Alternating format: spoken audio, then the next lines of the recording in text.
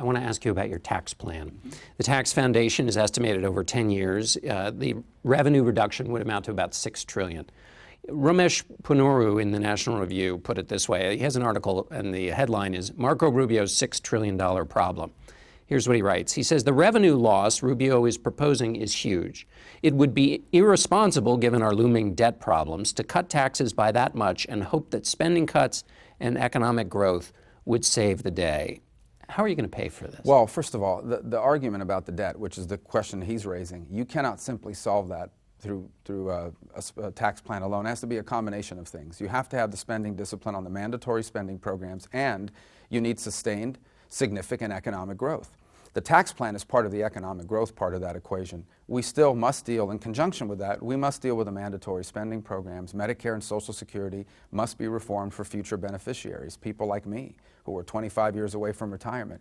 Our system's going to have to look different than they do for current beneficiaries or people that are about to retire. You have to do both. And it's that combination of sustained growth and fiscal discipline that will bring the national debt to a responsible level as a percentage of the overall size of our economy. But without the growth, you can't get there. You can't get there from cuts alone, but you need the growth component, and that's what the tax plan is designed to do. Based on the Tax Foundation's analysis, even if you factor in the growth from cutting the taxes, it still leaves you with about $2.4 trillion in shortfalls. You also want to increase defense spending, and you've said you want to protect Social Security and Medicare for current retirees. Your plan would be in the future.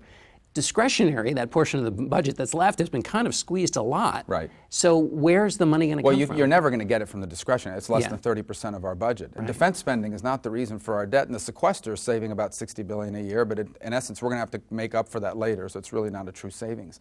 Again, the spending problem, here's the thing to remember. The debt matters as a percentage of the overall size of our economy. If the economy's a pie, the debt is a slice of it. And the problem is the slice has gotten as big as the pie. Yeah.